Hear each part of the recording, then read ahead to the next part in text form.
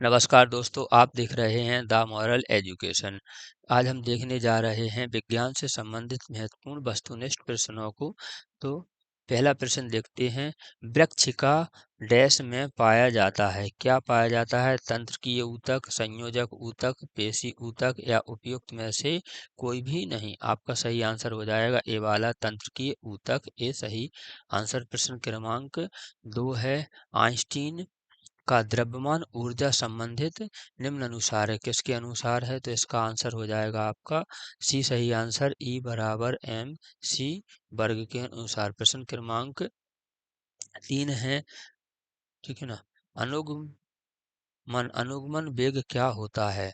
अनुगमन वेग होता है एकदम निश्चित सामान्य वेग होता है, तीव्र गति से वस्तु का चलाना होता है, या फिर चालक का इलेक्ट्रॉनिक लगातार और औसत गति के समान चलते रहना होता है, या फिर इलेक्ट्रॉनिक का असमान वेग होता है। इसका होता है चालक का इलेक्ट्रॉनिक लगातार गतिमान के साथ चलते रहना। सी सही आंसर। प्रश्न क्रमांक 4 है। एक कण स्थित परिणामों की शक्ति द्वारा क्रियान्वित होता है जो हमेशा कण के वेग के लंबवत होता है। कण की गति एक समतल सतह में होती है। यह इस प्रकार की क्या है? इसका त्वरण स्थिर होता है। इसकी गतिज ऊर्जा स्थिर होती है, या फिर इसकी दूसरी स्थिति होती है, इसका वेग स्थिर होता है। तो इसका है आपका सही आंसर।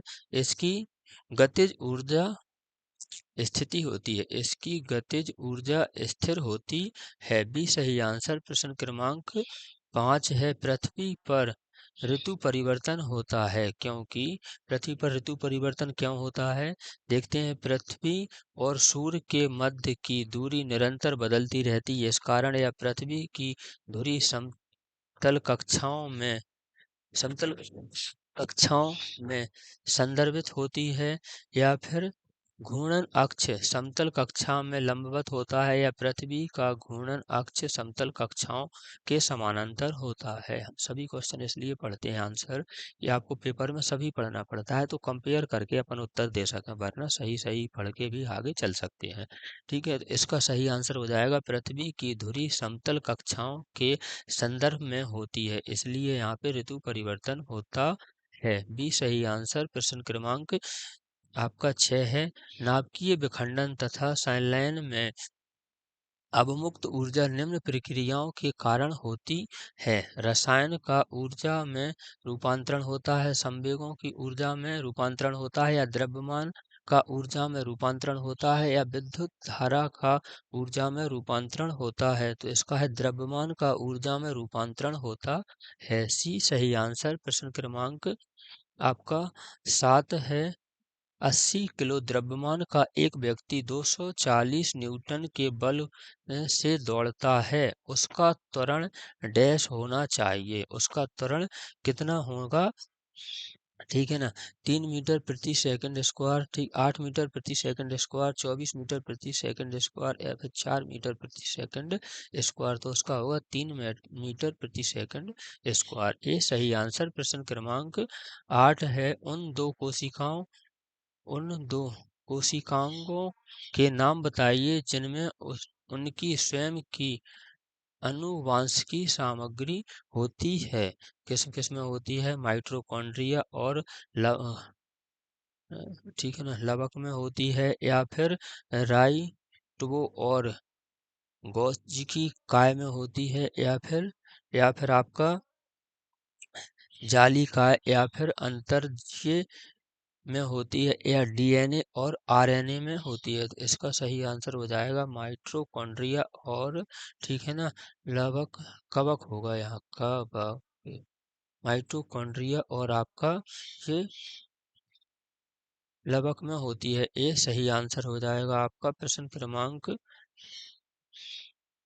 9 है, पेट्रोलियम को सामान्यतः इस नाम से जाना जाता है: हरित स्वर्ण के नाम से, पीला स्वर्ण के नाम से, काला स्वर्ण या फिर श्वेत स्वर्ण। तो आपके इसका आंसर हो जाएगा काला स्वर्ण के नाम से जाना जाता है, क्योंकि जब पेट्रोलियम नीचे से निकलता है तो ये काला काला सा पदार्थ होता है, उसी में से पेट्रोल, डीजल, केरोसिन, ग्लिसरीन आदि सब निकलते हैं। तो आपका सी सही आंसर है, काला सोना इसी को कहते हैं। प्रश्न क्रमांक 10 है, उत्तल लेंस की फोकस फोक्सी लंबाई डैश होती है, कौन सी होती है? अपरिमित होती है, शून्य होती है, धनात्मक होती है या फिर ऋणात्मक होती है? तो इसकी होती है धनात्मक, आपका सी सही आंसर। प्रश्न क्रमांक 11 है, तत्व के बाह्यतम कोश में दो डैश इलेक्ट्रॉन होते हैं, कौन से होते हैं? कार्बन कार्बन होते हैं, बोरेन होते हैं, मैग्नीशियम होते हैं या फिर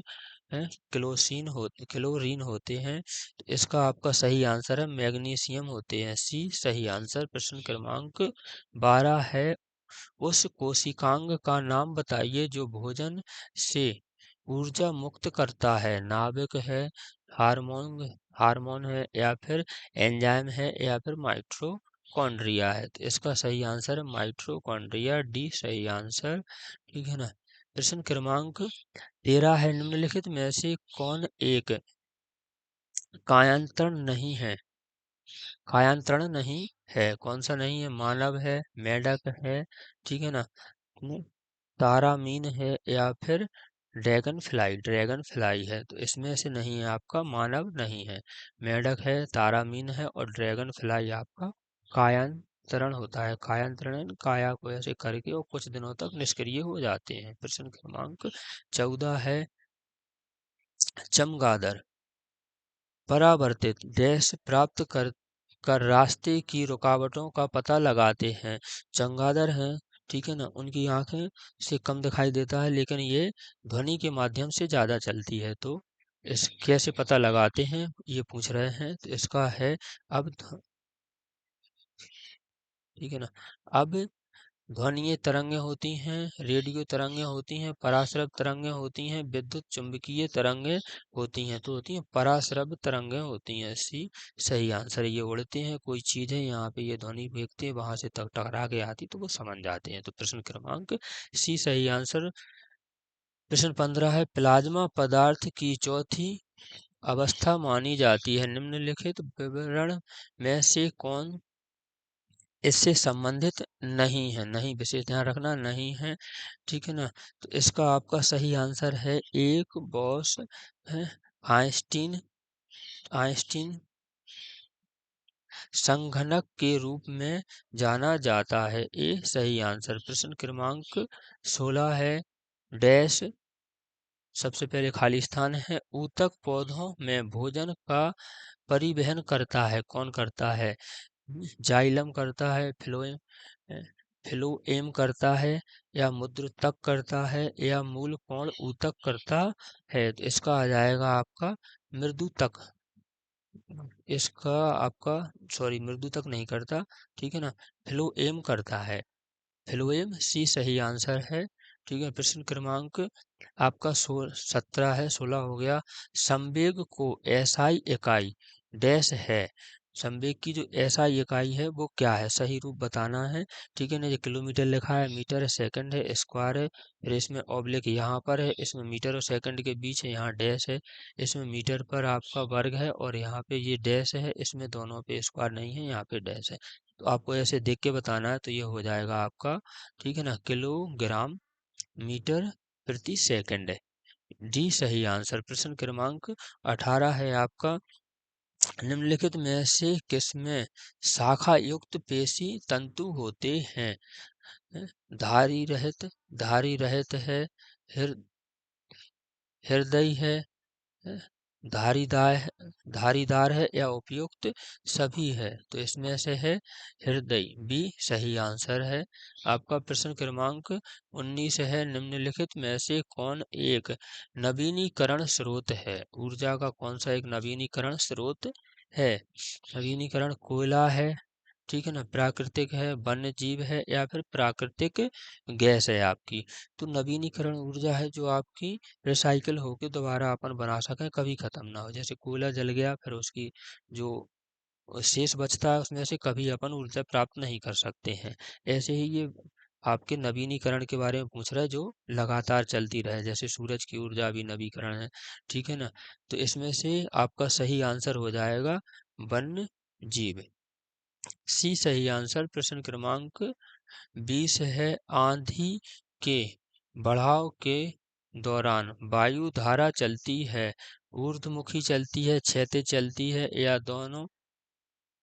ऊर्ध्वमुखी धारी और अधोभुजी चलती है, या फिर अधोमुखी चलती है। तो कौन सी चलती है? इसका सही आंसर है आपका, ठीक है ना, ऊर्ध्वमुखी चलती है। ए सही आंसर। प्रश्न क्रमांक 21 है, 21 है, प्रतिरोध का एसआई इकाई है, ओम है, ओम मीटर है, ठीक है ना, एम्पियर है, या फिर कूलाम है। इसका सही आंसर है आपका ओम है। ए सही आंसर हो जाएगा। प्रश्न क्रमांक 22 है, मनुष्य में श्वसन तंत्र की तुलना पौधों के किस भाग में की जाती है? जैसे मनुष्य की जो श्वसन तंत्र है उसकी तुलना पौधों के किस भाग से की जाती है?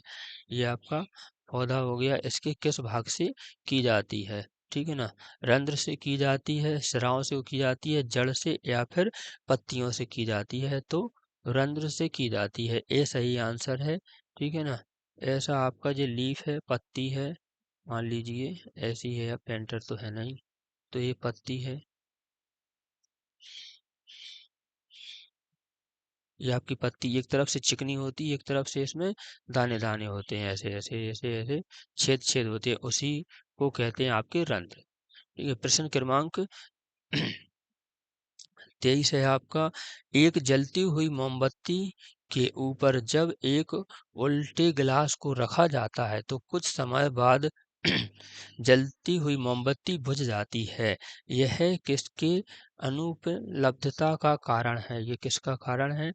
जलती हुई मोमबत्ती, अपन उसके ऊपर एक कुछ चीज़ से ढक देंगे, या मान लीजिए गिलास रख देंगे, तो ये मोमबत्ती आपकी बुझ जाएगी। क्यों बुझ जाती है? कार्बन डाइऑक्साइड के कारण, नाइट्रोजन के कारण, ऑक्सीजन के कारण, या फिर आपकी जल वाष्प के कारण? तो ऑक्सीजन के कारण। सी सही आंसर हो जाएगा। इसे ऑक्सीजन नहीं मिलती है तो ये बुझ जाती है। प्रश्न क्रमांक 24 है आपका, ठीक है ना,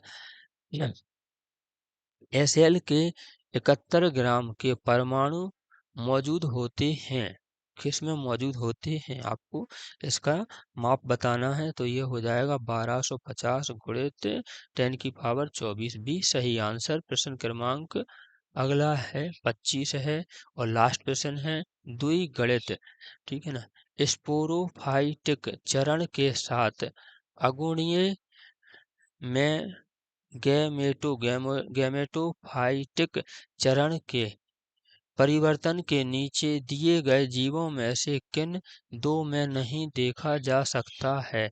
ये दिए गए हैं आपके जीव, ठीक है ना, फ्यूरेनियम, फ्यूरेनियम है, स्पाइगो स्पाइरो गायरा है, ठीक है ना, पेट्रिक्स है, क्लाई क्लाइमाइडोमोनास है, या फिर एडिएंडम है?